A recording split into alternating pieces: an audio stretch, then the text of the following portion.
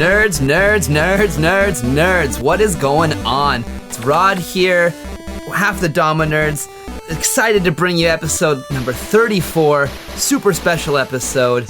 On my time, it is 9:46, May 4th, Monday, the 13th year of Sander. I'm joined as always by my good buddy, the co-host, MJ. What's going on, buddy? Yo, I just love the way you started that episode with nerds, just like some like him walking into like a fucking strip club being like, bitches. We are so, but you know, the excitement is pretty much the same as said man, because yes, this is a really epic episode. Everyone already knows who the guest is from seeing the cover of this post and whatnot. Hell yeah. Just quickly, I was just so excited about this because I was leaving my house, like, because for me right now, everyone, May 5th, Tuesday, 1:47 in the PM. I just finished lunch with the family. So before I was going to go out for a nice little walk, and just as I'm leaving, I get the message from Rod saying like, yo. Can we do a Nerds recording like in a few hours? Because the man, the myth, the legend, Keith Matsumura wants to do an episode. And I was just like, in my head, like, I was just like, oh my God. My wife was like, what happened? I was like, yo, legendary. Like, hold on. I gotta get this message out. And I was super excited. Keith Matsumura, everyone, is here in the virtual studio. Yo. Dude, what is going on? There's so much mysteries wrapped around Keith Matsumura that everyone who is big in the Kendama scene, everyone who is just slightly in it, who's heard the name Matsumura, this, Keith Matsumura kid, quintuple stilt flip, he's out there. He's out there, but we don't see too much about him. But you see those old videos of the Kusa team. You watch like the World Cup World Cup in 2014, and you see in the finals there's Keith Matsumura just ripping it up on stage with some nice BGM to add. There's hell yeah. There's so much we want to get into for today's episode, but first, just thank you so much for joining and reaching out and being like, hey, let's do this episode. Thank you, dude.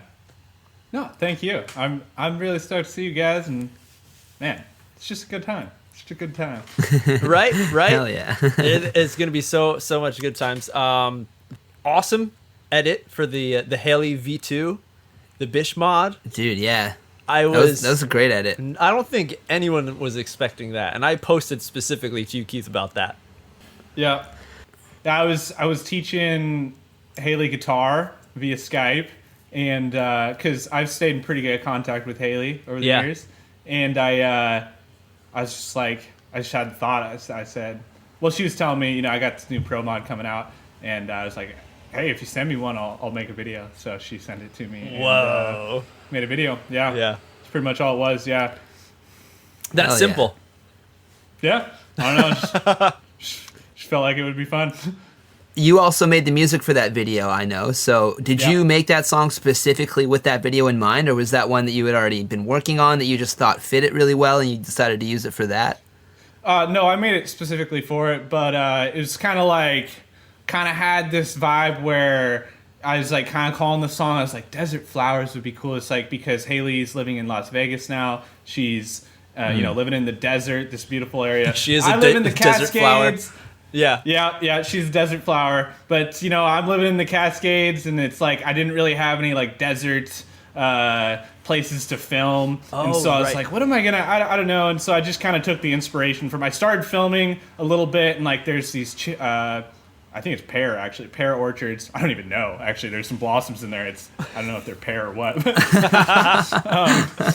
But yeah, anyway, I was just like kind of got the flower idea from that, and I don't know, just kind of made something one night. So I kind of just made the beat, and then I was messing around. Actually, there's a whole nother version of the song that has this, I was just messing around with my keyboard, and I had kind of this like Andes flute patch. And it's just really like high mountain flute kind of sound, you know, Nice. kind of mystical. And like I did this whole track like that first, and then it was like, and then I had these other beats coming in where it was like, instead of being more constant, it was kind of had some breakdowns and stuff. It was a little more dynamic, but it was kind of weird when I started trying to like think about putting the video to this. I'm like, what, you know, so I kind of just made it a little chiller, and it came out being pretty chill. I even saw some comments. So someone was like, so you filmed the tricks first and then created the BGM?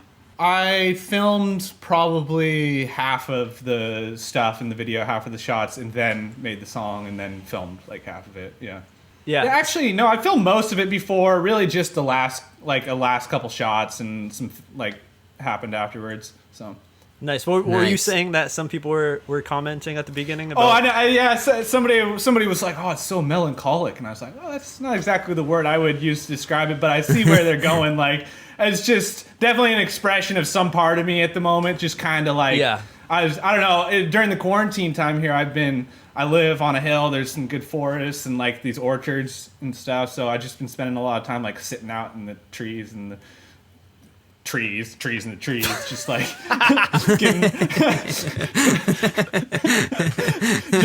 just being really chill and kind of introspective. So that's kind of what came out in the video. So yeah, dude, hell yeah, so good. So it works, man. Do you still play Kendama often? Because I know, what was it, maybe the end of last year or mid last year, you released a few YouTube videos. Like out of the blue, like, hey, I'm gonna like maybe vlog and play some Kendama, but I'm not gonna go too hard because I'm not where like Kendama is right now. But I'm just gonna have fun with it because that's what it's all about. So nice plug. That's what it's all about. Yeah, shout out Nick Mayo. If you haven't seen it, I gotta shout out some Wenatchee Kendama team movies. Just shout out Matt Ballard. Just the OG. Dude, Wenatchee. If you haven't seen Wenatchee Kendama, I'm pretty sure we've definitely talked about these movies in nerd episodes. You guys are not nerdy enough if you haven't seen those videos. That's definitely the homework for this one. We didn't get homework for the Rick episode, but for this one, guys, watch Where We Are and count me in. Like, right. Can I give you even some further? If you really want to nerd out, what you got to do is you got to find the Wenatchee Kendama team Facebook.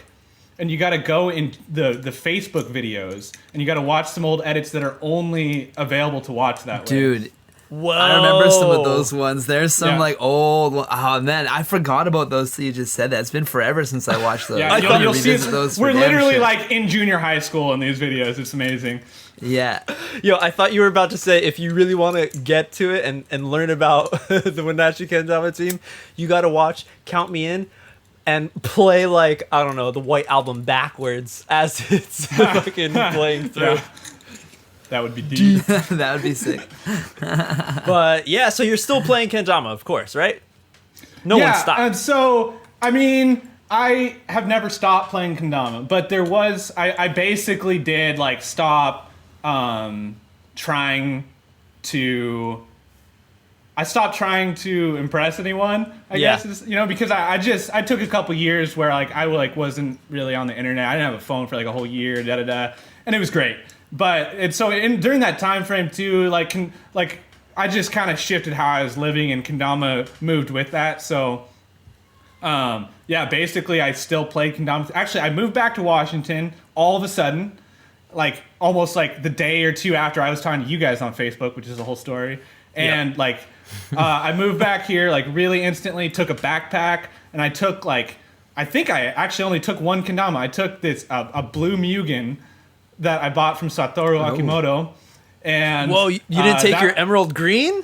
That's what I would have. No, I just took this blue Mugen with me, and actually once I got here, there was some Kendamas at my parents' house here in Washington and stuff, so I like still had a bunch of Damas, but like I actually just played this blue Mugen for like a year. Let me grab it; it's right behind me.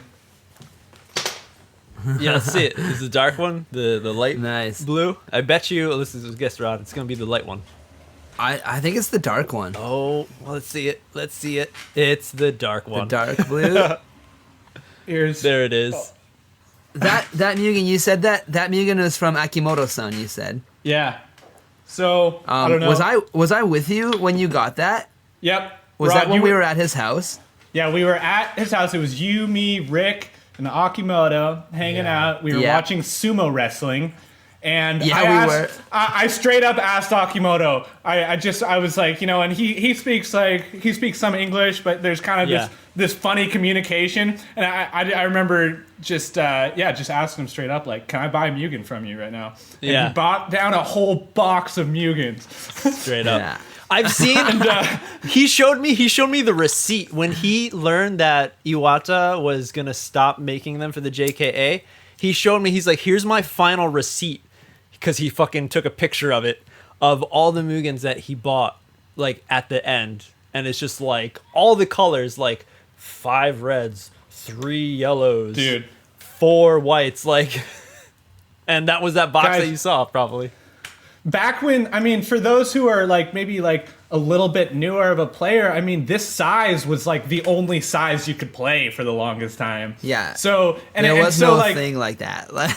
and so, like, but these Kendamas were just so magical. I just still don't know what it is. You can see this one it was already played a lot, but now it's got the classic flat spike, it's got the... Yeah. But also, in that same moment, I don't remember who all pitched in on it. The Chrome guys did for sure, but bought Matthew Ballard his first Mugen. It was a brand new white Mugen from Akimoto. I remember that. Yeah. Because Ballard, legendary player, but he, there's the whole Mugen thing. He just didn't have one. And we were going to European Kendama Open directly after our time in Japan, and Matt was going to meet us there. And, he was going to be there too, so we brought him and we surprised him. I got the Chrome guys really pitched in, and kind of was like a Chrome team was buying it, but also the Wenatchee homies, and we presented it to him randomly, and I'm sure he didn't expect that at all. It was such a good moment. Those were good times, man. That was the year that EKO was in Denmark when Chrome did it in their own thing. It was like the Chrome event kind of thing. Usually the EKO is a part of the EJC. I'm throwing out a lot of acronyms. EKO means the European Kendama Open, and the EJC is the European Juggling Convention, which is a traveling, like, every year it travels around to a different part of Europe, and it's the biggest juggling convention in the world, basically, in Europe. And usually the EKO is held there, except for this year in 2014 when Chrome took it and did it the Chrome way. Is that legendary way? And that was the year Shima won. Yeah. I knew you were going to say that. Yeah, right. Yeah. Dude. Shimadera wins, and he just, like, took this pause, like, took a breath, and then he just raised his hands. I did it!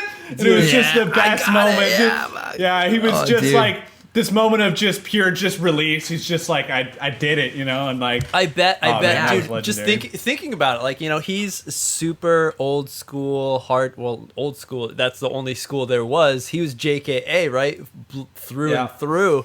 So to have him imagine that, like, him go overseas and, like, with this new reborn version of Kendama, and he fucking wins this competition, I'm sure that was, like, the fucking best day of his life. I'm fairly certain Shima told me that was the first competition he had, like, fully won. Oh wow! I'm pretty sure. I'm pretty sure I remember that. I hope I'm right. I'll have to ask him next time I see him to confirm. But I'm pretty sure I remember him saying that. Yeah. And like if you think about like that's epic for like someone like Shima. Yeah. Because like this dude's videos predate like Colin Sander and shit. Like straight up. Yeah. Like this. For those who don't know, if you look up his videos, I think it's called Extreme Kendama. Extreme Kendama. And those are like Extreme they're Kendama from like tricks? 2000, maybe. Yeah, it's like 2009. I'm sure we'll throw it up on the Nerds Insta at some point so you guys can see it. But yes, yeah, that's an addition to the homework, but that's a big one. I've had so many thoughts while we were talking about this. There's too many. I'm gonna return though real quick to when we were. God, what were we? When we were in. Oh yeah, so I was saying. Got on this blue Mugen because you asked me if I still play Kendama through this whole time frame, and I do, but I kind of transitioned in this time where I didn't play a lot, but I would play basically I didn't progress my tricks, so I wasn't really trying to. Actually, that's not totally true. I was still kind of working on stuff at that time, but I like kind of just was only working on the things I really liked doing, and that's kind of how it is to this day. Like if you watched this edit I did recently, I just did a bunch of lunar flips.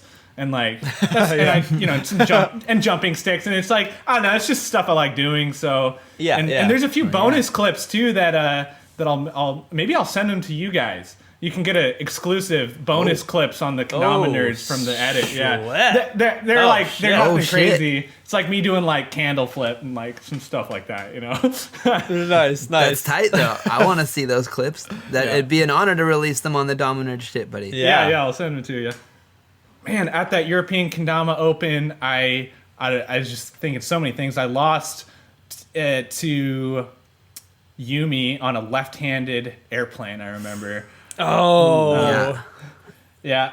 And then, but I got second in the freestyle 7 to Spike in the finals against my homie Matthew Ballard. And so I remember that was a sweet moment for me and him, like take first and second at like a big competition. Was like, I don't know. It was just a good. That was an moment. epic battle. I remember that. That was epic. And speaking of Shimadera, I remember this moment where it meant a lot to me that I was going against, it wasn't against Matt yet, or maybe it was actually, and it was my turn to go, and I did a single, double, triple lunar flip, but it took me 2 tries, and, you know, it's kind of like Matt, like, stomped whatever he did, like, first try, and so 2 of the judges went to Matt, but Shima actually went with me on that one, and I was like, yes, Shima, like, respects me, you know? Yeah, man. You know? Oh, man. I mean, honestly, you know, like in a moment like that, respect from a dude like Shima does mean a lot. Yeah, man, absolutely. And like, so I want to take it back real quick because we're talking about Shimadera and you going head to head in competition. I want to take it back to the year before that in 2013 at the Gloken Cup. Ooh, I seem to remember you guys going head to head. Was it not the finals or semifinals? Was it that you were in? So the Gloken Cup, for those of you who don't know, was a pretty OG contest because there was quite a lot of people there, but it was a precursor to the current World Cup that we have now. And it was testing out that format. It was the first time that format was done. And so I can't remember the name of the guy who won, but I know that I actually went against Akimoto-san. And I can't remember exactly what happened, if he got third or I got third or what exactly. Maybe he got second and I got third, actually. And he went against the final I'll hit guy. him up and ask him, yeah. I think that might have been the case, honestly. Yeah, I have a video of it somewhere. I just remember that. I used to. But at that point, we were just doing round 1 tactics. So we did like 5 tricks only in 2 different rounds. But with the point system, but there was no squared points at that at the Gloken Cup number 1. So, but yeah, I think I placed in it, but I can't remember exactly how it went down. I know it was an epic battle between me and Akimoto-san, and then I know that Taku was there. I don't know if he won, maybe, or did Taku win? It wasn't or was Taku, it somebody no. else? No. Taku didn't win. It was another JKA homie that I still to this day can't remember his name. We've talked about this, and I still never looked into it to figure out his name. So sorry, sorry, homies. I can't. I'm dropping the ball on this one. New homework.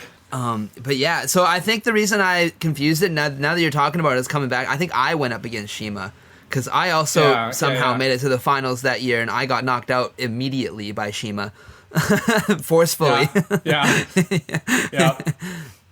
That same year. I remember. No. Please. Oh, I was just saying that same year we went and did right before that. It was probably, I don't know when the JKA Cup or like, you know, World Championships happens now, but it happened like a couple days before the Gloken Cup that year. They've been doing that. They try and make them close, even though they don't like to collaborate. They like to have everybody at their events. It's a weird it makes dynamic, sense because if there's a bunch of foreign players traveling so far, they may as well catch them while they're there, you know? Yeah. I mean, it makes sense. Yeah. I remember going to, that's the only time I've ever been to the JKA World Championships, but that was quite an experience too.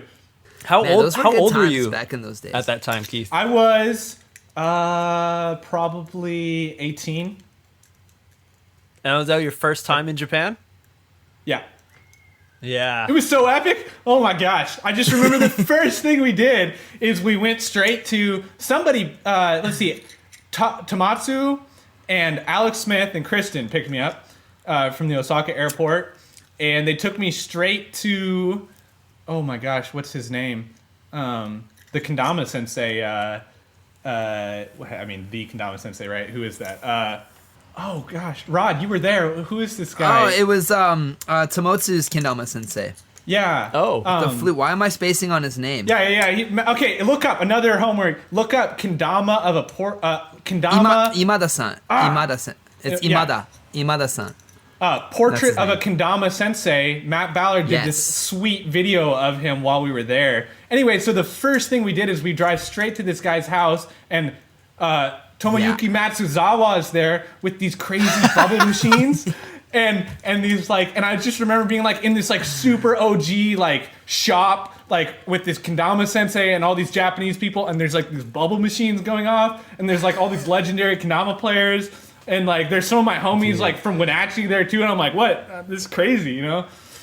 Dude, that was an epic time. That was, if I remember correctly, it was a big gymnasium that was like a martial arts gym or some shit that this dude was living in, and he taught Kendama classes out of it. He has a duffel bag full of the oldest, the most beat Kendamas you will ever see in your life. Oh. Except it's not beat you'd think oh yeah, they got concrete slammed and there's chunks out of them. I'm no, these things have been beaten by Moshikame. Yeah. So, I some of them the big cup. We did that Nerds Live where I was showing some of our Damas in our collection. My Battle Kendama, I showed you guys my big cup was beaten where half the rim is gone. That wasn't even close to what some of those ones are fucking beaten. The big cup is gone. Yeah. Gone No more. because of so much Moshikame. And they're still doing it fucking better than I'll ever do it. Yeah, dude. Yeah, that video, man, that Ballard made was epic. That was a really good one. That's another good little piece. You guys, you nerds are gonna have a lot of homework after this episode. This one, yes, going Hey, deep. we're in quarantine. It's lockdown. What else are you gonna do? Right. Time to buckle down, nerds. Yep. So Keith, were you sent over there by Kendama USA, or was that on your own time? So the story with the first time in 2013, I paid my way because I won Dama Fest, and I got $1,000. And so I was remember waiting to bring that up too. I remember I was Tomatsu and Hajime were there, and I remember just they were kind of invited me you should come, and I was like, well, I just won $1,000. I'm coming this summer. I'm doing it. That's my ticket. It wasn't quite actually, but and then my parents helped me out. So and I don't remember. Jero probably did help me out that time. He helped me go, he helped me out so many times. But I don't think that time specifically, I think it was more or less I paid my way, though. Yeah. Man, that was the Dama Fest thing. I was going to bring that up, too, because you had a little string there of just spanking people at events. You were winning everything for a little while there. And I don't know if Dama Fest was the first of it, but it was one of the bigger ones for sure, where the bigger ones started coming in. And then right before KWC and stuff. Yeah, we'd come off of there was the Battle in Seattle, which I don't know. I think at the time might have been the biggest North American gathering. It was just one of them for sure. Yeah, there wasn't so many events competitions happening at that point. So it was kind of this freestyle where so that was kind of organized by Gus Karstens at the head, OG right there. Yeah, And so there was this we were doing competitions so different than we do them now, We're Very doing speed different, ladders. dude. Yeah, for real.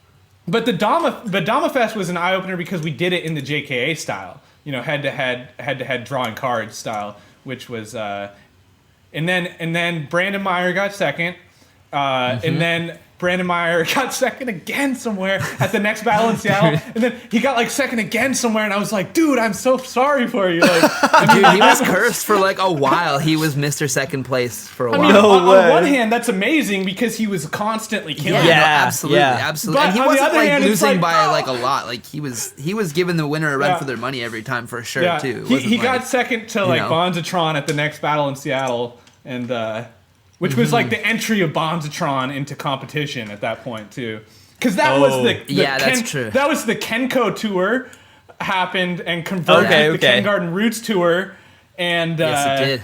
And met at that battle in Seattle, which was another crazy event. A whole other story. Yeah. Shit. So how did those things go down? Because I was not aware of any of those events happening at the time. I only saw after the fact, and as well as I'm sure a lot of people who are into Kendama now listening to this podcast, what were those events like? was the energy? Maybe Rod, you would have a good hand in this because you've been to current events and those ones in the past too. What do you feel is like the same? Is just the size of the attendance different? I mean, yes and no. I don't know if the size of attendance is even that much different, honestly, because like there was always a lot of people down back in the day too. Yeah. Maybe I'm underestimating. There's more people these days, but I definitely like you're talking about energy wise, man. Like those events were hype back in the day. It was the first time for all that shit, man. So it was like just this massive gathering of like all these dudes you've only ever seen online. You're like, who are these? These are real people, man. Like, I'm fucking hanging out with them. Like, holy shit. Like, this is cool. Yeah. Like, we're talking about Dama Fest. Like, that was the first time I had met a lot of you dudes, too, outside of my first trip to Japan. Like, I remember walking into the Kusa warehouse, and I met, like, Turner Thorne was there, Dave Mateo was there, you were there, like, Rick was there, Smith was there waiting, like, Jero was in there, there's TJ was there. There was so many everyone, of these, like, because dudes, Jake Weens, like all these dudes were there, and I was just like that's the first time I'd like been in this room, and like that, like all of those people, like not just them exclusively, but the people within Kendama, like we bring that energy to this shit. You know what I mean? And like that's what makes these events, and that's what makes that energy. Like so, it doesn't matter if it was 10 years ago or like the first MKO or this MKO, like the first MKO was just as rowdy as the last one. You know what I mean? I got an MKO story at some point here. All right, Let's drop it. Let's hear it. MKO. What year? So fire away, buddy. It was the last Kendama event that I've been to was an MKO actually, and as I was leaving, I've been wearing Bonds and I switched hats for like the whole weekend or whatever, and so I was like trying to get my hat back. And so like it was actually a Terra beanie, and so I was like, he was in the lobby. I'm leaving at like 5 a.m. I had like a really early flight, but people have been partying all night, and so I'm there in the lobby trying to switch my hat, and Bonds is like, here, just hold on to my stuff. He's like, actually, hold on to my clothes, and he strips down into his underwear and gets in the fountain in the lobby of this hotel and starts just like paddling in the fountain and like. Literally in the lobby of this hotel, and I'm like trying to leave, and like I've got like Bonds' stuff, and I was like dude, like what's happening right now? So that was that moment. That's so funny. You just happened to come in on that Bonds moment, and he just fucking brought you in on it. That's awesome. Yeah. Also, I mean, sorry, Bonds. Actually, you don't care. We were also like. We like got to like almost to the roof or to some like part of the hotel that was closed off and like getting worked on. Like we knocked over this toilet and like broke this toilet like all over this. Yeah. Anyway. Shenanigans happen, man. That's what I'm saying. It really did. Like, yeah, it doesn't matter what year. It's all these rowdy motherfuckers that are into this shit that when we all get together, we're all pretty rowdy, honestly.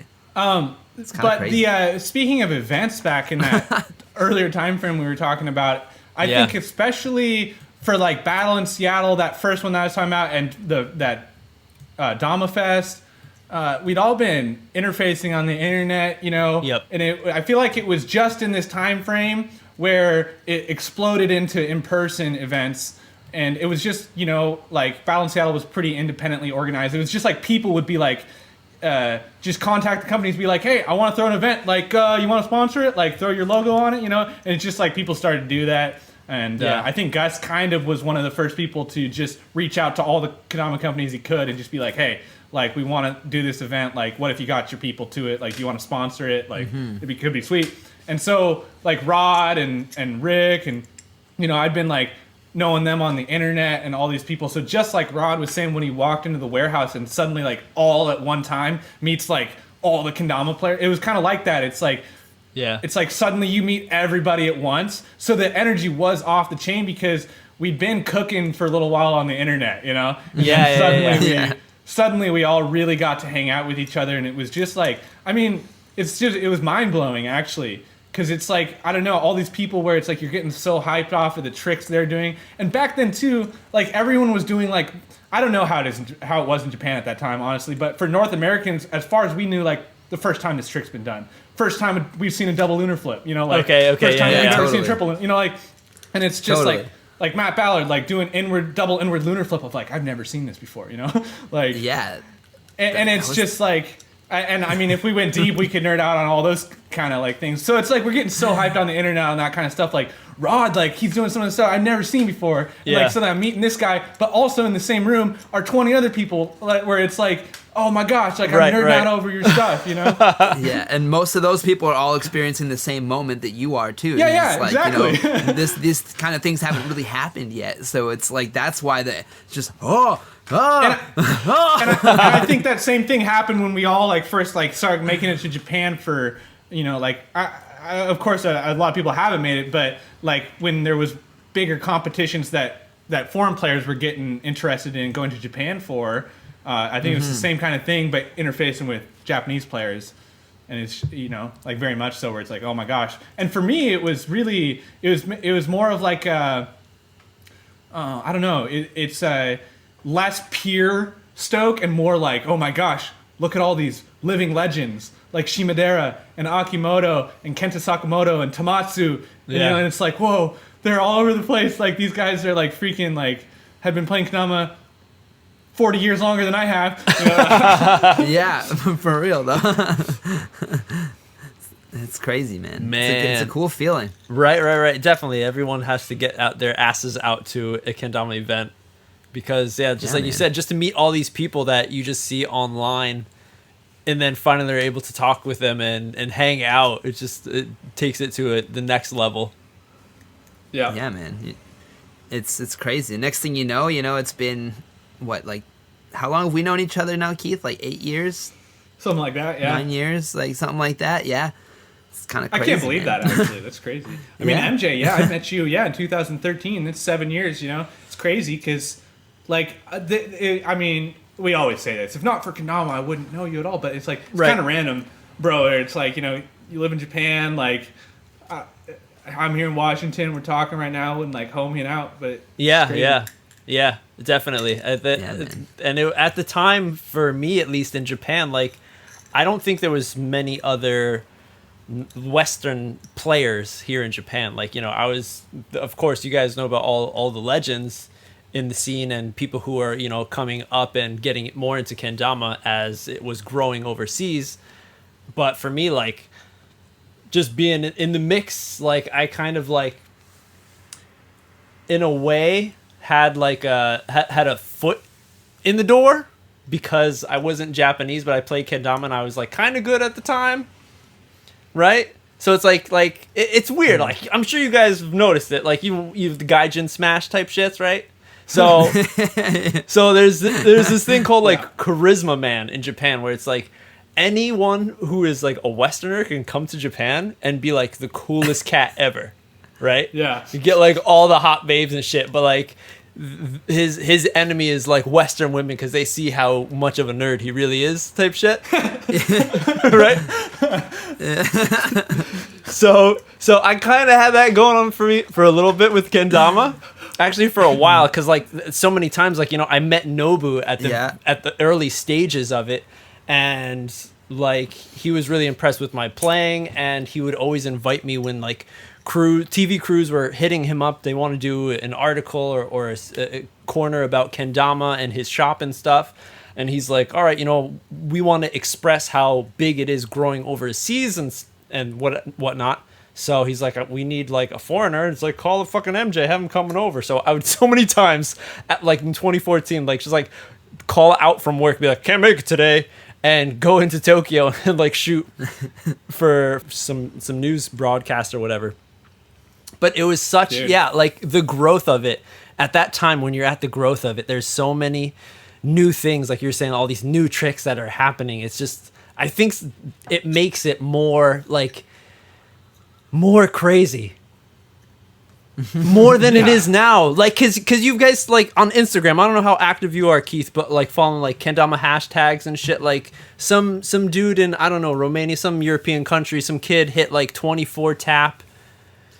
Yeah, you saw that one, right? It starts with the the front thumbnail is just says 24 tap. So I'm like, okay, it's gonna be Yeah. a 24 tap. Like you gotta ruined it. I forget who it was. I think maybe it was Ben or Adrian. We're like, man, after like 20 or something, it's like you're just on infinite. How long can you do it for? Like, you don't gotta count them anymore. You're just doing it. Yeah, like, yeah. How many minutes? Let's talk about minutes. They gotta increase the go into increments time, here. Almost like Mosh Kame, right? It's like doesn't do how many Basically, times. yeah. It's like now it's just like how long time. Yeah. That brings up a subject of like trick styles and like kind of the trick style, like the juggle, the tap, where it's like how long can you like keep this like aerial flow going, and like how, you know, it's like it's an epic thing and it gets so deep. And I see why people, like, if you get good at that, you can keep going down that road and add so much. And it's like, for me, like, I'm just not, it's kind of, as far as like, you know, like, I think all of us would kind of agree it feels like the new school thing, or like, at least it did when it's like, whoa, juggles. Like, I don't know. I didn't see that when I started playing Kendama, like, at all. Like, a single juggle was like, whoa. Yeah. And so I remember doing one forever ago and, like, didn't even call it a juggle. Didn't even know what it was called. It's like, oh, I did this weird thing to spike. Yeah, threw the thing and then threw the other thing and spiked it. It was dope. We always did, like, single or, like, two throw tricks. Yeah. And, like, but, at some point into the Kendama consciousness, it entered in that we could, like, juggle and just, like, keep this going and do all this crazy stuff. I just want to call out some of the people that... Shout out some of the people that I saw first pushing that game. Actually, Rod, Jake Foschwag. I mean, like, super. Dude, Foschwag. No knees, Foschwag, dude. Dude, freaking boss. Big J, we called him. And let's see, like, Chris Bosch was one of the earliest guys where he, like, really pushed the juggle game. Oh, I dude, mean, that was, like, real juggle game. Like, yeah. Chris Bosch, I mean, oh, man. If you keep going, I'd have to really think for a moment. But I mean, like, way back, like, early, those guys were Jake Fisher. Jake Fisher, I mean, young fish, little baby fish. Yeah, the fish. guppy. I'm trying to think who else was really developing the juggle game. I mean, Nick Stodd, for sure. Stodd, yeah, dude. Once Stodd came in too, then it was like, oh, I remember the first edit I saw of Stodd was the one, like, where he did, you're gonna love this, the 1 to 5 lunar flip, isn't it? Or maybe it's the 1 to 4 when it's like in that dark, like, hallway kind of thing. No, that's 1 to 5, and that's Stodd's edit 4. Thank you. Yeah. It's edit 4. That's what it is. Yeah. Nice. That was the first time I ever saw Stodd, and I remember being like, oh shit, okay, the young ones are coming in now. Yeah. You know, like, we've been talking about it, like, how long till, like, all these kids figure it out and start fucking killing us, and, like, that was when I was like, oh shit. Yeah. That was one of those moments, you know. Along that line, I just had this memory of being before any of these events that we were talking about, or around the same time, actually. When I was first sponsored by Kendama USA, and we were starting to throw. Actually, we were already throwing Wenatchee Kendama team events, and like the Wenatchee guys, like. But after I got sponsored, like, we would kind of like get Kendama USA swag, and we'd go to toy stores, and we'd have like swag to throw out, you know, and like throw little mini events and kind of promote the toy store. They would sell a bunch of Kendamas. They'd be really happy. And so we were doing a bunch of that. And I remember we went to I don't know, somewhere in the Seattle area. And these two little kids in their soccer uniforms with these bleached mohawks came, and they were just killing all the games, and like we were just homieing out with these two kids. They hung out all day with us at this toy store, and that was Zach and Nick Gallagher, and back when they were first getting their game on, and now they're like the best in the world. Like, it's just crazy. Yeah, man. It's insane. Those guys, I mean, I watch them and like today, and like it's like, whoa, dude, like, I mean, in the meantime, where I talk about this time frame where I really haven't been like following Kendama trick progression that much. Like, actually, recently I've started watching more stuff again, and like in the meantime, in that phase where I wasn't watching, so much happened. Like, it's crazy. Like, I can't really even fathom in so many different directions. I love seeing the juggle game advance, and I mean, and like bead tricks and like all these crazy things where it's like. The cloud bounces, all this stuff where it's like the pinchy loops. Some of that stuff, it's like crossed my mind kind of back in the day, but I was like, it's impossible. I mean, I'm not. You just let it go, Like, hippie. The game wasn't ready, man. Yeah, and then now it's like, oh, apparently it's possible, and people are doing it. Not only are people doing it, but they're killing it, and they're advancing that thing. And I just don't see that progression ending. There's always going to be something to do, and I'm excited to see what ways Kendama trick progression goes, because inevitably people are going to, I mean, you already see it. People just want more and more variety and things to try, and, you know, it's crazy. Yeah. Totally. As for me, I'll probably stick to my lunar flips, honestly. Yeah, if that's what makes you happy, don't, that's what it's don't about. tell me you're not going to be hucking stilt flips in there once in a while. Oh, yeah, Oh, okay. yeah. I mean, stilts I are a know close you. second to the lunars for me. Yeah. I love stilts. Yeah. Guys, okay, this is something I gotta get off my chest. This is just some hubris. Oh, Okay, I know, all right. it's whatever. But back in the day, Christian Frazier landed a triple stilt flip, and it was like the first triple stilt flip, okay? But I'd actually already done a triple stilt flip. And I even filmed it and I put it on YouTube, but I put it on private because I thought that Matt was going to use the clip for Count Me In. But right. But I shit. filmed it on a crappy camera kind of, and it like wasn't really like of the same like style of video. So it's like, we're not going to use it. Doesn't match. So I think on my old YouTube channel, there's a video just called Stilts, and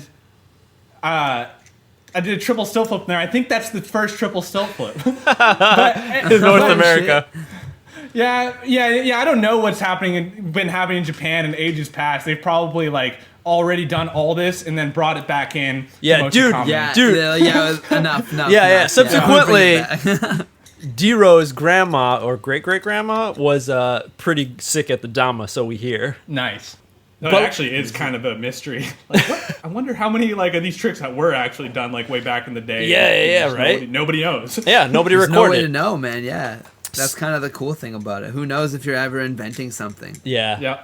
That's kind of Yeah. always my mindset about something. Even if I've never seen it before, I kind of assume somebody's already done it. Because, like, why wouldn't they have thought of it, you know? Yeah. Right. So right. let me take that back. I'm pretty sure D-Row's grandma landed a triple stilt flip first. Okay. Is that one on YouTube, too? Is there some deep channel? Deep Yeah, you gotta secret go- Kyoshi files? You gotta get really, really nerdy.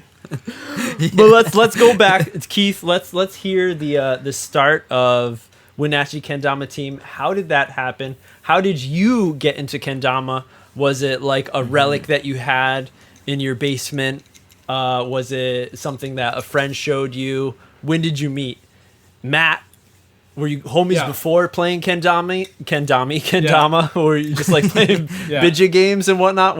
How was young Keith? Yeah. What was it like? Yeah, Were you 13, 15 when you got into it? Yeah.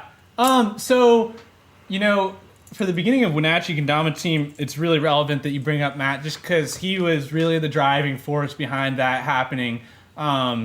So I met Matt when I was in preschool, and in the sandbox. I remember going over, and he was chilling in the sandbox. Usually, I was playing pattern blocks, and you know, we didn't really like kick it off at that point, but we were kind of homies. And then we went to elementary school together, and junior high together, and high school together. Oh yeah, And so we were homies early on. Wow. And he came over to my house when we were in probably like 6th or 7th grade, junior high school. He was a classic homie. We did sleepovers and hang out, whatever.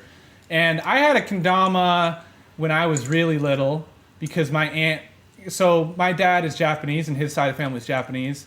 They're all pretty American. He's a third generation Japanese man, and so like he doesn't speak Japanese. He doesn't. It's not. We're not very Japanese, right? But there are some things where that pulled through. Like we had kendamas in the house. We did. Yeah. And so I really had no idea what it was. But Matt actually had been into rollerblading. Okay. And aggressive rollerblading. So trick skating. And he got I don't know fruit pitting, right? He was killing it. And he got a magazine. And there was an article by none other than Jeremy Stevenson in this magazine, the founder of Kendama USA, who was a professional blade photographer. And he had this article about kendama in the magazine, and because they would travel to Japan for blading stuff, and they picked up kendama in the meantime. And so the blading scene was into it way back. And way back, it's really relatively not that long ago. But right. But before it blew up outside Japan. And So he saw that article and he wanted to, right at this time frame, he's like, I want to get a kendama, or I want to check this out. This is interesting. This article interests me. So he comes over to my house. We're in the basement and he talks to me about it. I'm like, bro, I think I have one of those in the basement. Yeah, ball and let's cup. go look for it. yeah. And so I found it. And we're like, oh, so I got one right here. And it was like, it wasn't an official JK one. It was just like some kind of novelty kendama, but it like actually played pretty decent, you know? Yeah, one of those tourist ones. Got it. Yeah. I think I've got it actually over here. I might grab it in a little bit. But so we started playing with that, and Matt was like, well, I'm gonna order a real one. So he orders a OG green Ozra. For those of you who don't know, Ozra kendamas used to be made with this different paint. Maybe it had like too much lead in it, and so at a certain point, it was rumor word on the street was I don't know whatever it was. It was too good. So back in the day, right when we were playing only competition-sized damas, it was kind of a big deal if your dama like had sticky paint or not, you know. And it's like, because now you get really sticky damas, but even the sticky damas back then were slick, you know. Now that right when we talk about what we got now. Yeah, but we only plus. Why do you think we like natties so much? Yeah.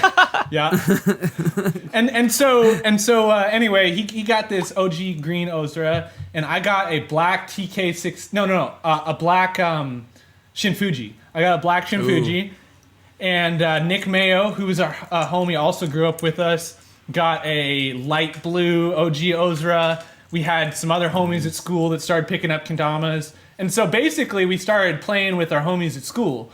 And I was like, cool, this is sweet, but I like kind of like mess around. We were all ordering it from, there was not very many places to order kendamas at that point. I don't even think we were able to order from Kendama USA yet. We were ordering from, I can't remember, some really OG website that doesn't exist anymore. Yeah. But goodsfromjapan.com. Something like that, probably, right? Yeah, goodsfromjapan.com. Yeah, buddy. Yep, that was it, dude. And so for Christmas, though, my mom got my whole family kendamas. And so we actually had 4 kendamas around. Mine was the Black Shinfuji, but no one else really played, so I played theirs too. So my dad got an NGU. Nice. And all walnuts. And we had a wood grain Shinfuji, and I think we might have had, my brother had something or another. And so I was not really that into it, actually, but Matt started getting really good, and then he like made an edit, like edit 1 or something, you know, go to that Wenatchee Kendama Team Facebook and look deep in the archives, and you'll find like Matt Ballard edit 1 and Keith edit 2 and like some like weird old stuff. But I talk so much about Matt because he was he was the driving force because he organized our first Wenatchee. He organized the Wenatchee Kendama team in general, and there was a initiation trick. You had to be able to do a round USA. Oh shit! That's the so initiation awesome. trick. Yeah, I couldn't do it. Amazing. I wasn't part of the team, and for a while, so I was hanging out with all my buds who were playing kendama, but I wasn't part of the team for a minute.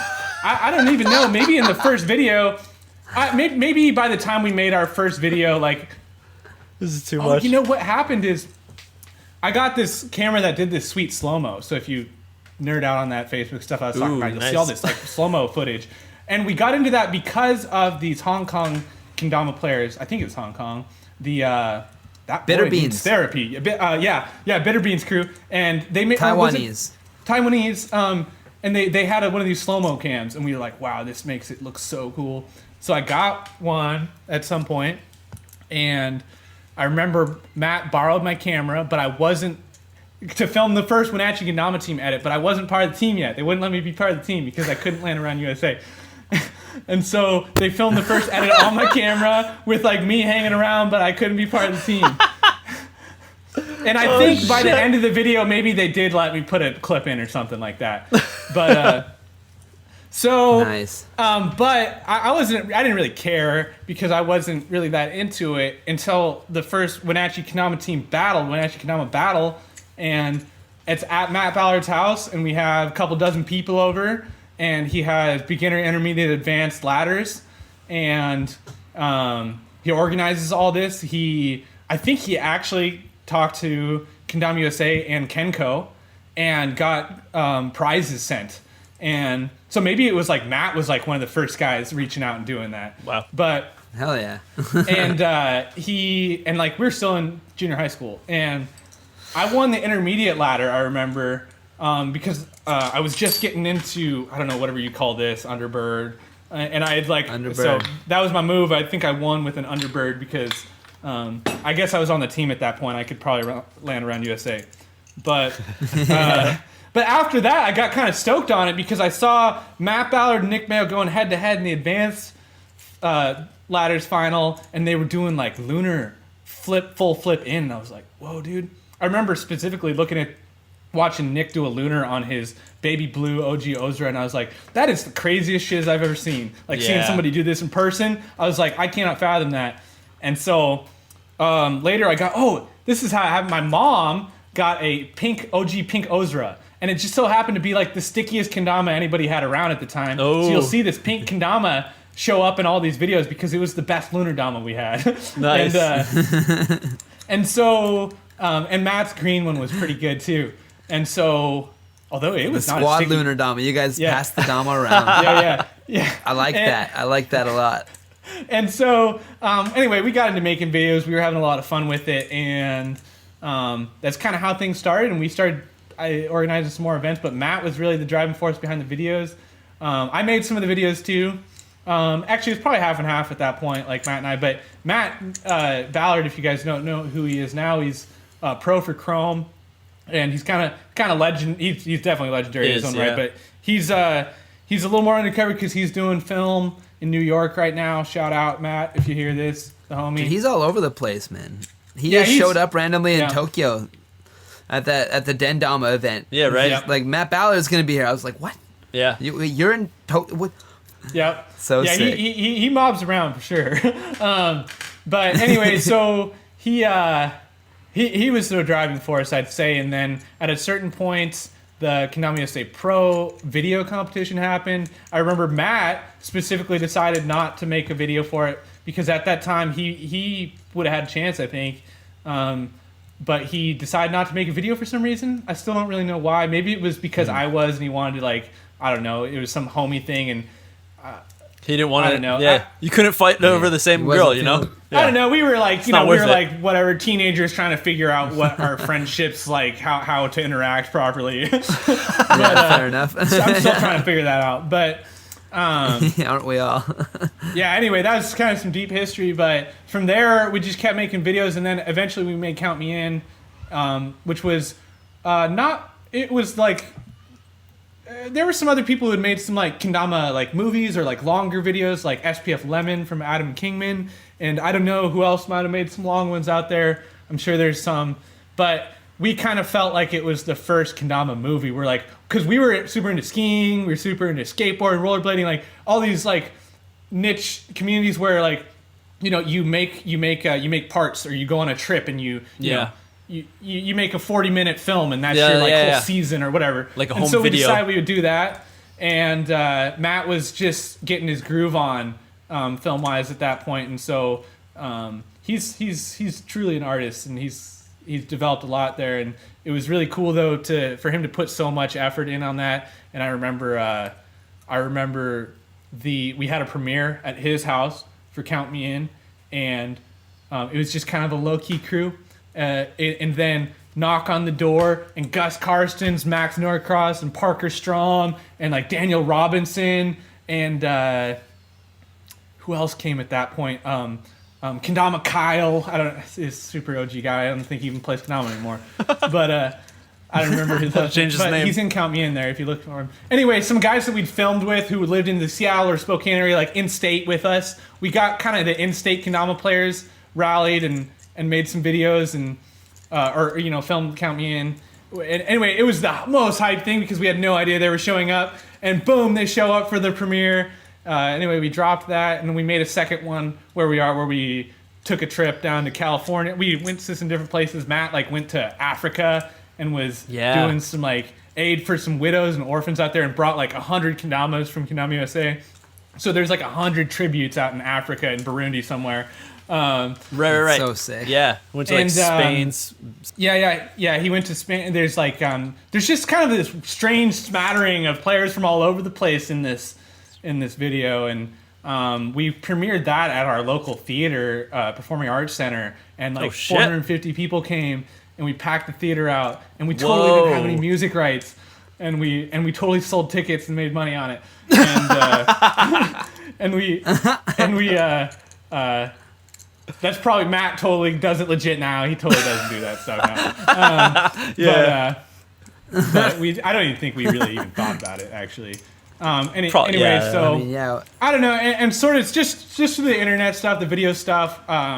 We got connected with everybody, and that's kind of some basics of the Wenatchee Kendama team come up, and we traveled as a crew, like kind of some of the core crew went to Dama Fest, and that's like I think when the Wenatchee Kendama team really connected with some of the core players from Canada, like Rod. That's when we first met you, and I remember and Rick and Smith.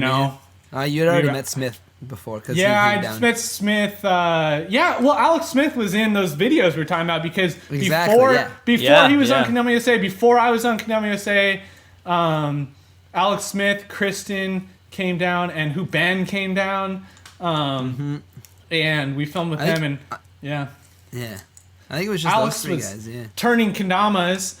And he was just turning the first Terra Kendamas. And actually, I'd had this idea that I wanted to turn Kendamas because my dad had a lathe.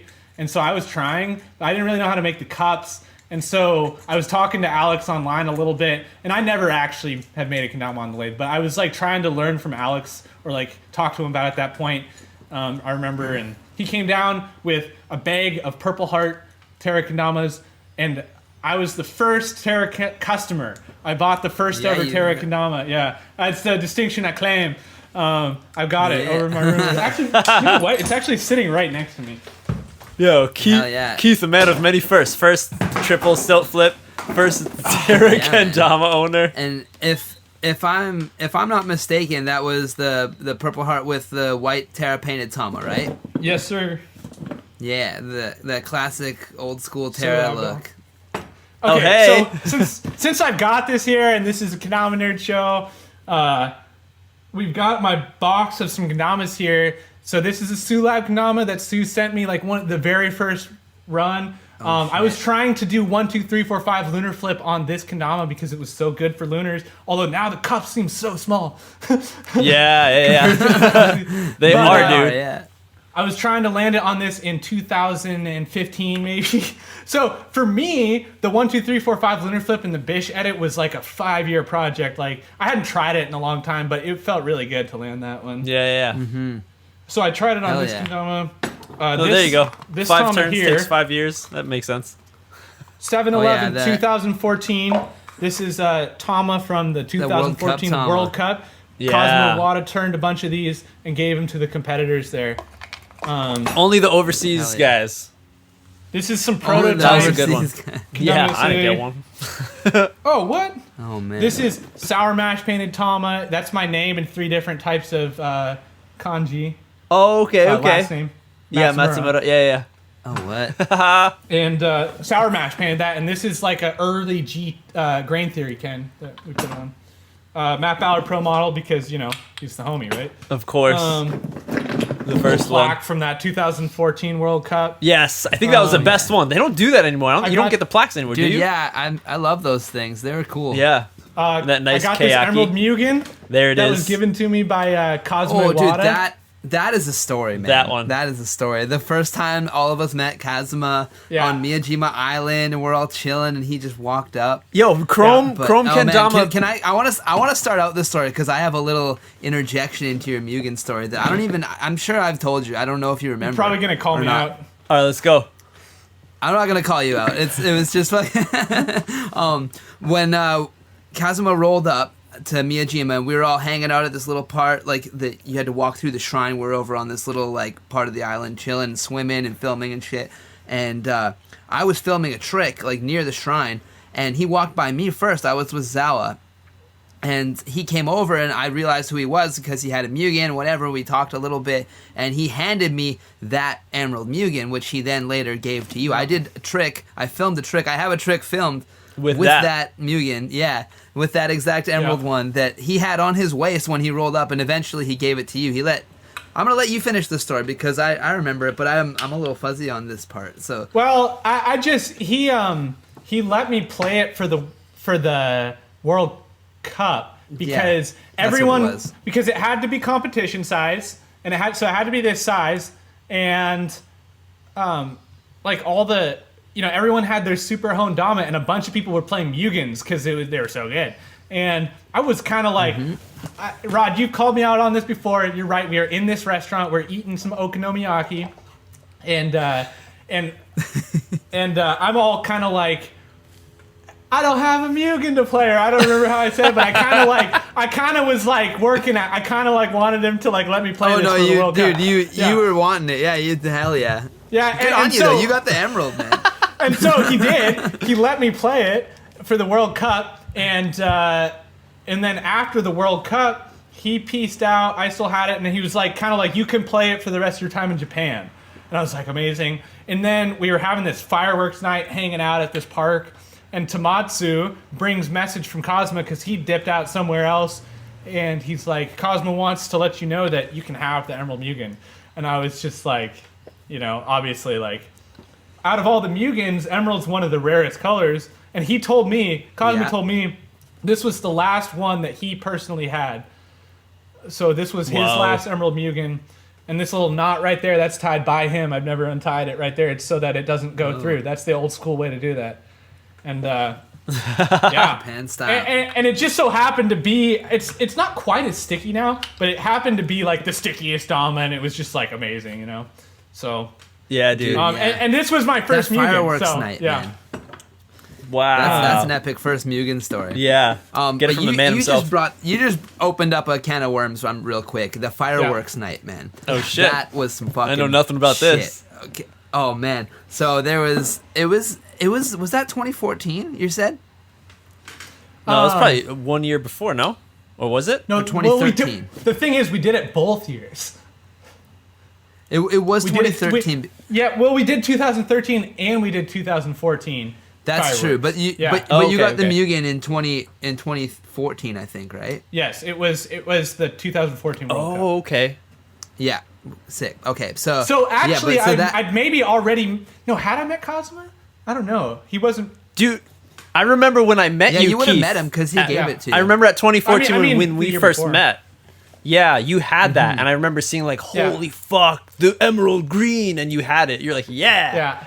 So maybe you had it from before, but in any case, it's fireworks. That fireworks night, man. Basically, we went to a field, and Tomotsu and like whoever, I just remember Tomotsu and whoever the squad, Zawa was there. Zawa's always involved in these kind of shenanigans. If there's fireworks too, yeah. They went, they got a shit ton of fireworks. Zawa had his bubble machines going and shit. But we lit this park up for a while. They just let us loose. We're all drinking, running around, climbing poles, fucking hucking kendama. I remember someone was up a pole. I think it was Matt Dakota. It was maybe me and Matt Dakota and Trevor. We were trying to do some trick, and like one of us was up a pole, and they were trying to like pizza bounce it up, and we just kept slamming it. And it was like this like brand new like chrome like proto shit that Torkild had, and he gave it back to him, kind of like, oh, like sorry man. And he looked at me, he goes, "You guys are like dogs." Was that a Viking? Yo! Was that a chrome Viking? It very well could have, man. It could have been. I don't remember the Dama specifically. No way. What Dama don't you have in that kitchen? Every time we talk about a Dama, you get up and run over and grab it. That's insane. That was an epic night, man. That's hilarious. Out over all these stories about certain kendamas. Like I'm pretty sure this is that kendama because I could be wrong about this, but I think it was one of the prototype Vikings, and somehow I also ended up with this kendama. Although I'm not totally sure this is the one, but if it's not, it's something similar. I'm not sure either, but yeah, it's probably that story could have happened more than once, like you're saying, man. I don't know, but that was a crazy night, man. That was if you we were jumping over the box full of. We were trying to do kendama tricks, jumping over a box in a line, just running circles. That was the funniest thing. Literally, a cardboard box sitting on the ground, and like 20 adults in this line, and just jumping over the box. Like I remember trying to land like UFO while jumping over this box. Yeah. Oh man, and it might see be a this different footage. night. If you another homework is to go find the It's on the Kendama USA YouTube, made by Matt Ballard, and it's like featuring Chrome and you and a bunch of other people. It's 2013 Japan, Kendama USA. I don't remember exactly what it's called, but go back and find it. It's kind of an obscure video, but it's like a really well done document of this 2013 trip that we're talking about. And the fireworks are in there. Hell yeah. I didn't know that. I'm going to watch that. That's sick. Yeah. Because I was going to say that I'm pretty sure it might be from a different fireworks night because we've had so many. But there's in an old Kendama Edmonton edit, I think it's number 13, there's some fireworks and shit from one of those nights. And there's actually dude, this is hilarious. So I don't know if you guys remember Tip Wet magazine. Before Yank Mag, there was Tip Wet that fucking there was volume 1 came out, volume 2 never came out yet. I don't know what Smith is doing with it or whoever's working with it. I don't know what's going on with it. Someone's making something. But I may or may not have seen a leaked version of the cover of Tip Wet 2 at some point a long time ago that may or may not have contained a picture of Tomotsu holding some fireworks in a very obscure manner. Nice. Maybe. It's all hearsay. I'm not. So, in Tip Wet 1, there's an article written by McLovin, and that was me. Yeah. Dude, that was the pen name McLovin.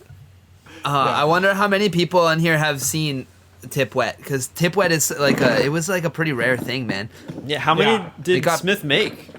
Like a few hundred? I don't even know, man. It got printed and then his laptop got stolen. Oh. Like from a car he was in America doing a thing. A bunch of shit got stolen. Of course, one of the in things America. was a laptop that had all of this shit on it, which including the only copy of Tip Wet 1. So the only copies of it that you can get are the hard copies. There's been once or twice I photocopied one for one person once, and that was it. And did he just hand them out at that time? Deep. No, they were sold and shit the same way, kind of like Yank Mag is. No, yeah. Which, like, shout out those guys because they picked up that baton and just started running with it. And yeah, it's fucking dope so far. I'm still waiting on my Volume 2 Yank Mag. I ordered 2 of them. They're coming though. I know it takes a little while to get them up north here. You know, as well I don't know as what they got to do. Maybe COVID times. But yeah, it takes longer. That's all right though. I'll wait. Guys, this is the J-pop Dama that Zach Yard and Jake Weens constructed. It's a GT Ken with some pink. I don't even know what Tama this is, but it's probably Sunrise.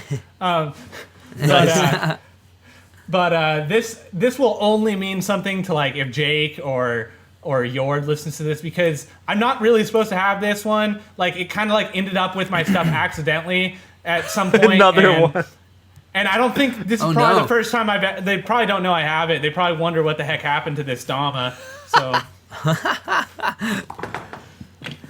Dude, it seems like you have just so many awesome. Kendamas that just find their way in your bag or something. I was I mean, like, I don't know. Here's a National Kendama Retreat Kendama Spike Hard Catch Low. Oh Shout out the homie. Yeah. This was epic. Sorry guys, I gotta rip a couple more. This is one of the first pills ever turned by Alex Smith. Ooh.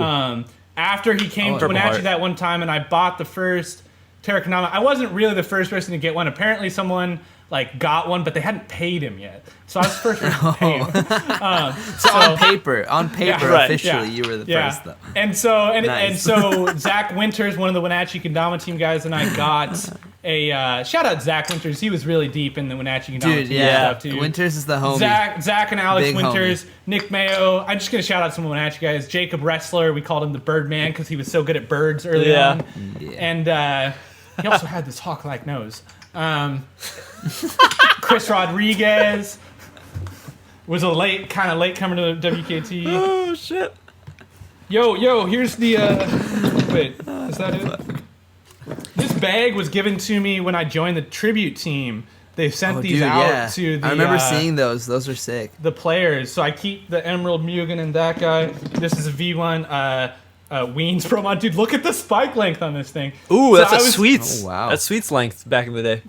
Also, I was trying to land 1, 2, 3, 4, 5 lunar flip on this one as well back in the day. I actually landed 2 thumbed quintuples on this, and I was like, at the time I was just like one of them you couldn't see it, and I I'll be honest. I genuinely considered using it, and then I was just like, I can't, you know.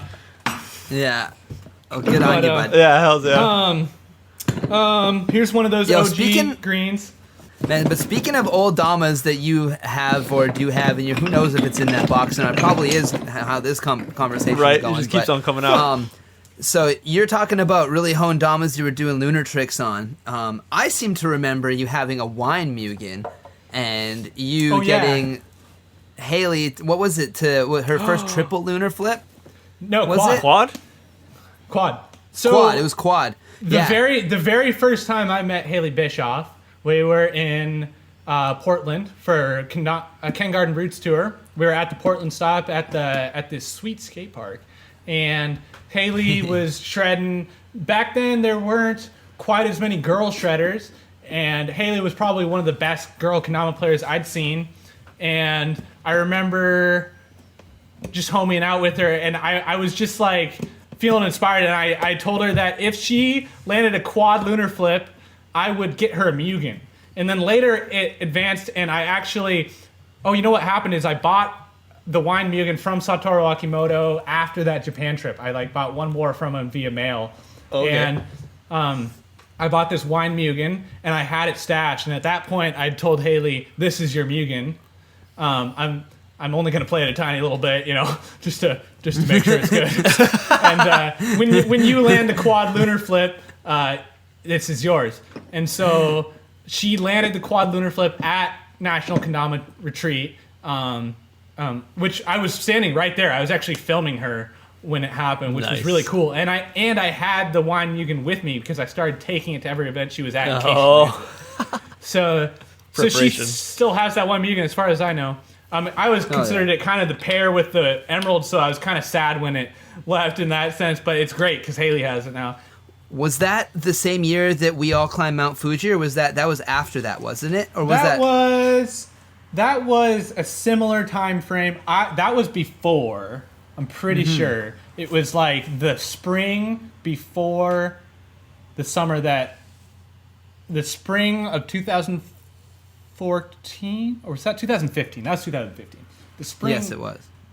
Of 2015 was National Kendama Retreat, I'm pretty sure, and we did that, and then we'd all met up in Japan again later to climb Mount Fuji. Yeah, okay, cool. Because that was some epic times as well. Speaking of the Yumi and Bish and Rick and all those and people Yuka and Kengo and Yuka Zawa. and Kengo. So I got to tell a story about how I ended up climbing Mount Fuji with you guys. So, it was I was supposed to be flying out the next day. We were all at the Osaka Youth Hostel. People were all hanging out, partying because it's the last night for a whole bunch of people. Sweet's crew was heading to Tokyo. Rod, you, Rick, we're heading with the Sweets crew, and we're gonna go climb Mount Fuji. And Haley was going too. And I was like, I'm not doing anything for the next week back in the U.S., but my flight is tomorrow, but I don't really have any money. And so this is to my shame. Like, I don't condone this, but it's so I took Max Norcross's phone, who had international calling, and I called Air Canada, and I told them that I lied. I made this total sob story up to the guy on the phone that I'd had a relative that died in Japan, because I figured, I was like, my last name is Matsumura, and holy shit, I had a relative that died in Japan, and the funeral was going to be next week, but I really wanted to change my flight, but I was low on funds, so I was wondering if there was any way we could get like a cheaper flight switch, and so again, I absolutely don't condone this. I've done the same thing, buddy. I did that at Dama Fest. I feel you. Oh my! But anyway, the dude went on hold for a really long time, and then he came back and he switched my flight for mad cheap, and so I stayed, went to Tokyo with you guys, and then we went and climbed Mount Fuji it was Rod, Rick, me, Haley, Kengo, Yuka. That was the crew. And that was the squad. That was like, that week might have been maybe like the most memorable week of my life. Yeah. I think so far. Like, it's pretty hard to top, honestly. Man, in that week, we also went to Matsumoto to the Gloken office, didn't we? We did, I think. Mm-hmm. We did. I think we did Tokyo, Fuji, Matsumoto, and then Rick missed his flight again. Was that when he went to the wrong airport? I don't know, because the year before, the three of us had been together in Matsumoto, and Rick has to peace out, and he missed his flight. And then we're in Matsumoto again, and he pieces out, and he misses his flight. No, we weren't. He missed his flight, but I don't think we were. Oh shit! I wasn't in Matsumoto at that moment. Yeah, we might have been. No, we were, and Rick was flying out of Osaka, so he went there earlier than us. Rick has missed a few flights in his day, man. I remember this because Rick missed the flight. He was supposed to be gone already. The rest of us went back to Osaka, and Rick came and hung out with us again for like one more night because he just randomly shows up. He's like, "Hey guys, what's up?" Way. And I think we were at Zawa's house. Yeah. Oh man, that was when you stayed with the T-Rick guys. The what? The T-Rick makes those T-shirts. T-Rick. Oh yeah. It's a trick. Like, you know who? Yeah. That Japanese homie. I forget his name right now. It's escaping me. Japanese names are hard. I don't really know if I did stay with these people you're talking about. Maybe you didn't stay with him. I don't know. But I remember you guys were hanging out. No. Here's what happened. I think I don't know. Maybe this isn't what happened, but I think you and Rick ended up together or something, and Haley and I were still together but in some other place, and I remember maybe like FaceTime and you guys were like video calling us like, I'm still in Japan. Well, from Rick, I mean. It was something more like that, because maybe you guys stayed with them or something, and Haley and I were not quite at the same time frame. I remember that might have, I don't know, man. Like I said, there's been so many of those times they just meld together. There was the one time where me and Zawa and Rick were hanging out right before Rick had to leave. Went and had our last dinner, whatever. Fucking drop Rick off at the bus to the airport. Like, see you in Canada, buddy. Like, whatever. Fucking hanging out for a couple hours later. Get a phone call from Rick. It's just like, coming back, bud. I was at the wrong airport. Holy shit. It was like, he like went to, I can't remember if it was like a Narita Haneda thing, which are the two airports in Tokyo. Right. Or if it was I think it was an Osaka Tokyo thing. Ooh. It was like he fucked up big because it was like he flew into Osaka but then booked the other flight separately, and it was from Tokyo but not Osaka, but we were in Osaka and we had traveled to Osaka specifically because we thought his flight was from Osaka. Oh man, that was he got boned on that. I remember that. But and I don't remember like we're saying the details meld together, but he literally did that 2 years in a row. Yeah. Poor Rick, man. Supporting fucking airlines for a couple years. Yeah. Oh, and I'm sure you guys have picked up on this by now, but specifically, Rod, Rick, and I did a lot of traveling in Japan together and hanging out with MJ, and so it's really cool to be able to talk to you guys because, like, we just did some good hanging out back in the day, and like, hell yeah, kind of just some really memorable times for me. Yeah. Yeah, man. That's good for everyone who was in there, you know? I was just going to say, for all of us. Yeah, true that, man. Yeah. It's good shit. Yeah, man, it's cool, too, like, timing-wise, too, to get you, like, right after having Rick on here, too, to, like, corroborate the stories while they're still fresh in everyone's minds. Right, you know, right. Kinda... I wish we went a little deeper on why Rick missed Rick's his airplane birthday. so much. Yeah. It was Rick's birthday. We're in Matsumoto. We're sitting outside of the hostel, and this was, the first time he missed the flight or something like that. And he, last night or whatever, when we like sat out on the curb and smoked a whole pack of cigarettes for Rick's birthday. Yeah, we did. Yeah, we did. That's one way to celebrate. I remember the hostel. That was the hostel that used to be a miso factory, and there was like the table was made of the giant lid of a miso bin. It was like 10 feet wide. Nice. That place is cool. Yep. The Candela Guest House, actually. I know the owner now. She's cool. It's a cool place. Nice. Yeah. So, dude, we've been grinding an hour and a little bit right now. Keith. Mm-hmm. It's been good. We could of course continue this for forever until the next morning for you guys. Until the cows come home. Yeah, exactly. I got to get up at 6 to do some work tomorrow, but I don't give a care. I'll stay up and talk to you boys all night. It's good, but we could always have you on for another round. But we're gonna have to whittle down our talks just for a little bit. We've had some awesome stories. We're gonna finish it off with a few questions through the Instagram. If you listeners right now aren't following us on Instagram, damanerds, go do that, because sometimes you never know. All of a sudden, just like this, just a few hours ago, I didn't expect to record, but we're doing a recording right now with Matsumura himself, and picked up some questions from people on Instagram. Sorry for the Patreons, this came all of a sudden. But here we go, questions. Since you have all your box filled with kendamas that you're rummaging through right now, how many Mugens do you still have? That's one of the questions. Okay. I have the Emerald Mugen. Okay. Okay. I have this blue Mugen that we were talking about. Okay. I've got, this is technically a Mugen Tama. Okay. Mugen Muso Tama. Yeah. Cup Tama. Sakura Pearl. Mugen Muso. Mugen Muso. Nice. I've got a wine Mugen Muso in here. And so actually we kind of got the wine and emerald still. Yeah, right? Christmas. I was gonna say, yeah, you still got them. And I have one more Mugen that I got from Sue. And oh shit. This one's right here. The pink and one. so this one like Matt Ballard is really nice to me, but one time he was a we dick. we were drinking and oh shit. And we did rock paper scissors, and I bet something, he bet something against this Mugen, and I lost it in a rock paper scissors. But he's never actually. It was so lame that he's never made me cash in on it. Nice. but so this one, like, yeah, but I got this pink Mugen that Sue traded me my like lunar Dama that I was using at the time for. Yeah, I remember that.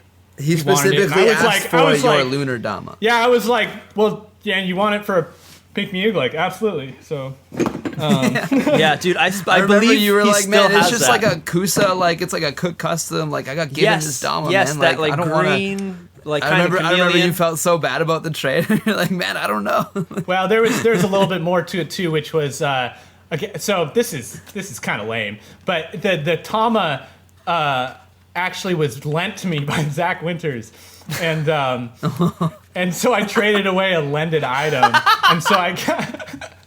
You guys passing those Damas around all the time, eh? Yeah, and so I got back, and like I brought something back for him, like pretty nice, like some nice Dama, but he was still kind of like, he gave me this look, like kind of like, bro, you traded my Dama for the Mugen, you're not giving it to me right now. Right, like, right. Yeah. So maybe I owe that to him. Yeah, at least the Tama. But that's pretty funny. Yeah. So I have 1, 2, 3, 4, 5 Mugens. 5. There you go. There you go. Yeah. Nice. All right, next one. Decent. What are some OG tricks you think new gen players don't do enough of? Triple lunar flips, obviously. I mean, guys, throw a triple lunar flip in after everything. You hit that sick juggle to spike, juggle one more time to lunar, hit the triple lunar flip. Come on, you know? I mean, no, actually, though, I think, let me think about that for just a moment. There are some really good stuff. Like, now the thing is, I haven't followed closely enough with Kendama recently to know, like, what old school tricks people are not doing. Yeah. So I don't really know, but I just really think, like, maybe, like, I was doing a round Turnbridge Wells the other day. Is it Turnbridge or is it like Tunbridge? Tunbridge. I always call it Turnbridge. I think it's Tunbridge or I think it's written Turnbridge, but I bet you an English person would say Tunbridge. I don't really know. I'm because guessing. I was talking to Alex the other day and he said Tunbridge anyway. But he's extra Canadian. Extra Canadian. right. Extra U's and shit. I don't know what that had to do with anything. So I don't know, like old school like cup tricks like that, like, you know, gnarly cup trick combos where it's like nothing, it's like simple really, but it's built up logically to, if you don't know what that trick is, you should go look it up, nerd out on it, and, you know, do stuff like for example, like JK, like, I don't know, 1,000 Moshikame, like, I don't know, I'm just thinking of stuff that it's like bringing it back a little bit and just doing, and I mean, do stuff you like too. I think people should not feel like they have to do the coolest new tricks to be relevant in Kendama, or to like, I mean, not relevant's probably not the right word. Like, I just hope people really enjoy playing Kendama and don't feel like they've got to do certain tricks to hang. You know, Yeah, yeah. like do what you like doing. That's been my thing for these last years. Is I probably enjoy playing kendama more than I ever have because it's like I'm more just like, and if I want to, if it's progression for me, that's great. But sometimes I just want to sit and do around USA a few times while I'm cooking. You know, Right. Hell yeah. Speaking of that, like I just dropped on YouTube something called Ramen Dama episode 1, and it's just me cooking ramen, playing kendama while I do it, and it's sort of got a little twist to it. Shit. Anyway, so Are you guys eating- can nerd out Nice. on that. I'll do more of those too because this is something I actually do. I choose some tricks while I'm cooking ramen, and I say I got to land this trick before I can touch my ramen. So sometimes you burn your ramen, and it's kind of high stakes. Oh, shit, interesting. That's a Nice. new type. That's Yeah, awesome. yeah. Man. I haven't done that in a long time, but I used to do that cooking all Yeah. the time. I would like be Yeah. like, even if it was something like toast, you know, you put toast and be like, yo, I gotta hit this trick or else that toast ain't coming out. Right. Yeah. You know, and then Yeah. it's like, well, fuck, my toast is gonna burn. Yeah. Get It's on get- this it gets spike, intense. motherfucker. Yo, Keith, were you eating the noodles penguin grip? the No, I should Penguin have. Pro though. Team. Yeah. Shout out Penguin Pro Team. Yeah. Yep. Shout out Tokyo Dama girls. Always doing penguin stuff.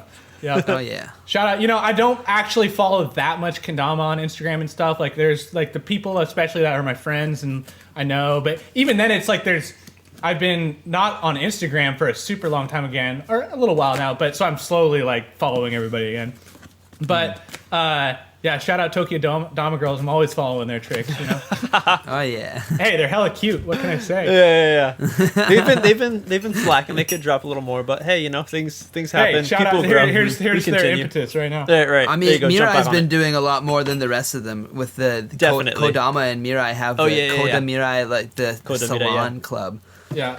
All right, Yeah. here we go. which is interesting. The next one, that's I a think. big So, story. so to that last question, I just say, man, like, really have fun and go explore some of the styles that you've never done. Maybe like All right. you might find something you really enjoy. And for me, like we talk about styles, like I like lunar flips and stuff. I don't know. I gravitate towards, and this is sort of unconscious. I gravitate towards like land a trick, stop, like pause, like balance it, and like do the next step. Like a little bit more than like juggling and doing a lot like in one sequence. I like to like do the trick, next part of the sequence, next part of the sequence. And I don't know, it's just step like by step kind of thing. yeah, and I like the juggle stuff too. I'm not very good at it, so I don't like. I've been kind of progressing that slowly, but you know, I don't know. Just try and experiment. Go find some easy stuff somewhere. Look up some of these old videos, and you'll see some tricks that you didn't think of doing, and try to do them. Maybe you'll find some new variation that's really cool. I don't know. Yeah, man. Speaking of those old videos, I lurked up the old the WKT Facebook while we were talking and looked at those. They're almost 10 years. This is in July when Ballard dropped those first ones. Oh Nice. shit. It's a lot of old footage, but young, very young Ballard, young Yeah, Keith, a lot yeah. of really big T-shirts, Yo, a lot of Ozoras, a lot of sideways we were hats. super into- left hand gnarly Ballard claw. That first video, he had some gnarly claw action. Yeah. Some good trick. There was a trick I like put it on and like was not really watching it, but one of them was like the lighthouse half flip spike tap back, like 1.5 flip to lighthouse. Yeah. Like for 10 years ago, that's a fucking banger. Yeah. Oh, well, I mean, that's the thing. Matt was banging back then. Like, it was like Yeah. Matt was doing, like, he would drop an edit, and it was like, no one's ever seen this stuff before, you know? Yeah, dude. And it's funny to absolutely. look at now because it's like, you know, new school players going to be like, what? You know, but Yeah, what he didn't insta out of that to like tap insta juggle? Yeah. Like, yeah, what do you mean you went falling in, bro? yeah. Here we go. So let's bang these out. 2 more, and I think we know maybe the answer of this next one. Favorite non-Dama thing to do? That's actually a really good question. I would say praying, actually. Yeah. I love meditating and praying, Yeah. you know? I was expecting music, so I see a Yeah, lot of I us, mean, you know? too, yeah. It's actually along the same lines, really, to play music, you know, really deep and like I play music at church too. I do worship music. I do all kinds of music, but like that kind of just like I don't know, just getting deep, introspective, Yeah.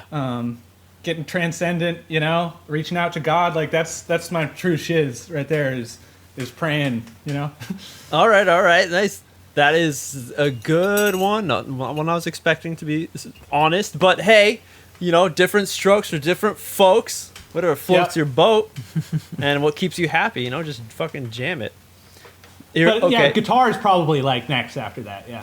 Right? Yeah, yeah. I could definitely, understand the meditation type thing. You just get lost in like making music and stuff. It's awesome. Yep. Next one, Absolutely. Best Dama Fest 2013 memory. That's a good question. That's a really good question. Besides taking that check home. Can I say one real quick? Just a real quick 2 words. Do it. Space Lab. Space Lab. And that's all it has to be said. Well, oh man, that's such a good question. I think you might expect me to say like the moment that I won, and that was pretty great. Yeah. But I don't know if that was really it. Like, oh, that's really tough because there's a lot of funny moments that like going to Waffle House with the Chrome guys was great. That's not or like going to the Kendama USA warehouse for the first time. Okay. Like, like. Was it taking me out of the competition? Because you took me out of that competition That too. did I don't happen. know if you remember. I do You remember did. that. Yeah. The competition was really fun. But I don't know, man. Like, give me one more second to think about that.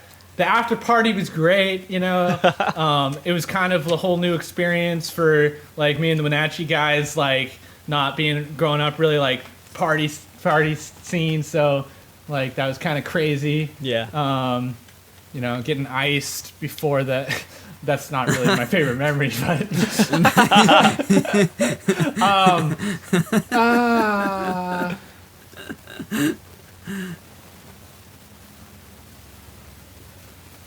The whole thing sounds like just everything. Yeah, the whole thing. I think probably like the moment like rolling into the event when like the milling around at the event and like just the hype around the community hype around the event and like before and after the competition, but like just the event itself was really fun and it was I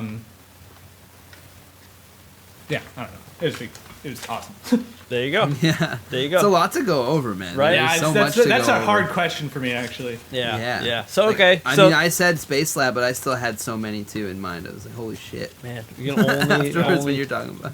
remember. I can only. Yeah, there was a keg for the after party, and we announced Jake Weens as the new Kendama USA Pro at the after that party. did happen there. That And, did happen there. Yeah, and I remember Jero pulling me aside before. He's like, "I feel kind of weird about this because you just won, but like we're about to announce Jake as the pro. I just like wanted to talk to you about it before, and like we're gonna drop it." And I was like, "This is sick," and and Jake like, and it was great because Jake had no idea it was coming. I think I still remember for like a whole like minute he was kind of just like what like Hell yeah. it was sweet. That was Maybe good that times. actually that might be my favorite moment is like seeing someone in person like get surprised with like becoming the next Kendama USA Pro. That was pretty fun. That was pretty sick. Hell yeah. Yeah. All right, this last one is not a question, but it just says, I wanted to say I still watch your edits and love your play style. Thanks. So homie. love from the peeps out there. Still letting giving love to Keith. Those old school edits you have, and I'm definitely have to add on with just shout out again to Ballard and those Wenatchee Kendama team. Like those for me were the first edits that I saw because I was playing Kendama for a while before my brain was like, hey, maybe you should like Google this Kendama thing or check on YouTube. Because I didn't at all. Like, because I'm in Japan, so I would just play with people like right away. I didn't even think about.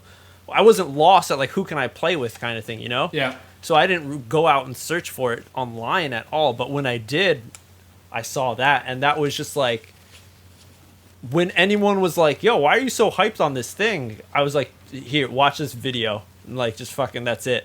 Watching you guys play, like that was the shit. And again, coming from a background of like growing up as a skateboarder and like buying VHS tapes and fucking watching those forever for such a long time with your friends, and like right before you're about to go skate you're gonna get hyped up, so you watch a video and they're like, all right, fuck yeah, we're gonna go and we're gonna record our own. Like that was the same feeling with watching those edits. So true. So those were a definitely huge part for me at the beginning and helping me get other people into Kendama. Nice. Hell yeah. Yeah Nice.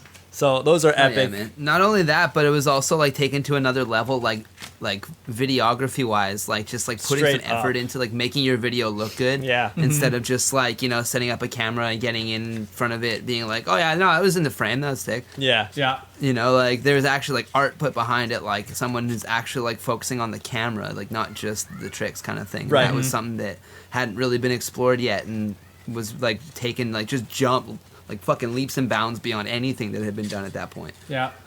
Guys, That's you sick. guys gotta, you know, there's been, the rumors have circulated over the many years that, you know, one more Wenatchee Kendama team movie. I'm throwing it out there. I'm down, man.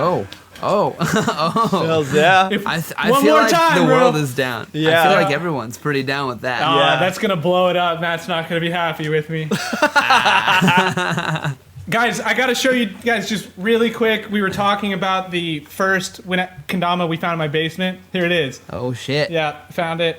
That's so this it. is it. You know, it's real Kendama. It's just kind of like novelty, like old school. Yeah, Right. It's Strings got the broken. like actual shape to it, just like Yeah, some yeah. stripes on it and shit. Like not And I found this. super refined. I shout out Alex Roush at EKO 2014. I tested Fourth Dawn with Oh, yeah, that's JKA right. the year before. And then, so I was eligible to test for Fifth Dawn at EKO. They brought, the JKA came with certifiers. And Mm-hmm. so I found this in the bottom of that box. It's my Fifth Dawn certificate for Ooh. Hell yeah. for Kendama. So, hey, Yeah, speaking you of have old school Fifth tricks Dawn. you guys should try and do, you guys should go try to do 1,000 Moshikame. That's, you got to do that Yeah. Try to that, do yeah. Fourth Dawn and up in Yeah. the JKA system. Yeah. And Yeah. they One let try. us do Stringless. yeah, they did let us do stringless, and also, Nice. you know, with the dawn testing, you're supposed to do like only like one more dawn every year, something like that. They kind of let the Oh, foreigners they like speed because it we up. so infrequently It- like we're able to test like just kind of skip. a It little was. bit. I think Yeah. what it is it's like if you fail up to Fourth Dawn. If you fail, you can only try once a month, or something like that. yeah, but but they you're were supposed letting to it do it be- in order. Yeah, Yes, yeah, and they let foreigners jump up to Third Dawn, so you have to get third at least. yeah, I was one of the only ones that did first, second, third, and fourth. Like Nice. I didn't skip any. nice. I Good don't on think you. most people did the skipping, but it was just because the first time I went, I just got first. That was just what I did. Yeah. And then the second time, I was like, I'm gonna get second. And I did it. Yep. I'm gonna get third. I think that year that you got that one was when I got third. Yeah, Was nice. when you got your fourth because you jumped up to fourth and I just did the third one. Yeah, we tested at the JKA World Championships 2013 is when I got fourth.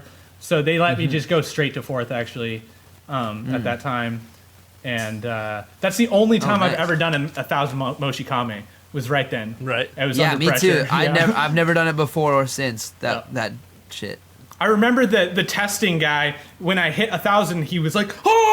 He was like so stoked. I was like, oh, I must have gotten it. So, Nice. because I was counting, I guess my count was off or his count was different, but Yeah. We're Oh expecting man. it. it must have That'd been a be funny. trick for these JKA guys to have foreigners come and like actually be able to do their tests, you know? Yeah. Hell yeah, they're Oh, probably hyped. Like, yeah, yeah, Whoa, these definitely. guys are like pretty good, like Definitely. tight. I mean, it's the Like- same. It's the same. No, I mean they were hyped. There's no probably about it. Yeah, yeah. It's the same when We were there. when you're like, you know, when you come to Japan and you just have a kendama around your neck and, you know, local Japanese people see you, they're like, whoa, like kendama, and then you like do a spike, like swing spike, and they're like, holy shit, like Yeah. totally mind blown. And like, yeah, just so many things like in Japan where if people who, you know, don't really travel overseas much and they're, you know, just been in Japan for a long time, if they see other people who are jazzed on something that's from Japan, like it's just like so uplifting, and so they're just so happy that like their culture or something that was made in Japan Yeah. has made it overseas or means so much to other people around the world and stuff. So kendama is a big connection right there. Hell yeah, it is. Yeah, yeah. Yeah. Dudes, on that note, I gotta get rolling. So Yeah, this episode sorry. has to Shit. come to an end, but Oh man. it was Yeah, an it's been- epic It's been one. a good grind. Yes, yes. Hell yeah. There's Yep. also still so much that we can talk about, so this won't be the last that we right. we see and Oh, yeah, talk this is- with you about Keith. There will be a part 2 sometime in this future, in this Word crazy up. future. But thank you so much for being a part of this episode. Whoa, yeah, Thank you Oh guys. yeah. three, 4. What was this again, Rod? Oh, you fucking Episode lost track. 3-4, buddy. Yeah. Number 34. Yes. Man, it's been fucking awesome talking to you again, Keith, and just reminiscing, going into the bank of memories. It's been fucking awesome. I love reliving this shit. I'm lucky enough to talk about this all the time with all the nerds. Yeah. It's fucking good shit. Exactly. Shout out to all of the homies on Patreon and Definitely. Instagram, like giving us all the questions and just supporting and sharing and all that shit. Yeah, and if you yeah. guys haven't checked it out, check out the Patreon, Kendertainment. Support MJ's endeavors in the Hells yeah. Crazy Ken games and all the other madness this motherfucker gets into, Right. including the Dama nerds. Yes. And shit. And, there's the perks on it. You'll see when you get on there. Just Exactly, go check it exactly. out. There's some stuff. There's been a few new people who have been jumping on recently, so I just want to say, thank you so much to those people. I know these times are hard right now. There's been a lot of people who I've heard of, losing jobs, like some friends back in the States. COVID times, shit's really tough. So special, thank you to people who are still supporting me and those people who have jumped on recently. Thank you so much. It just helps out like tremendously. So thank you. And if you've been thinking about it, definitely check it out. There are perks. But if you're not on that wavelength, if you don't want to do that, yeah. that's totally fine. Just share the video. Share it on that we got this thing that's going on that you can share with your new Kendama buddies if they want to know the deep meaning and the roots of this skill toy. Shit, Hell yeah. history gets dropped on Dama Nerds. It's true. Yeah. Hells yeah. Yeah, one more big thanks to Keith, because just Yes. the homie for coming out, spending the time. Yeah. Much appreciated. Yeah. And all you So nerds much. listening. On that note, Yep. the nerds are Out. Love you guys.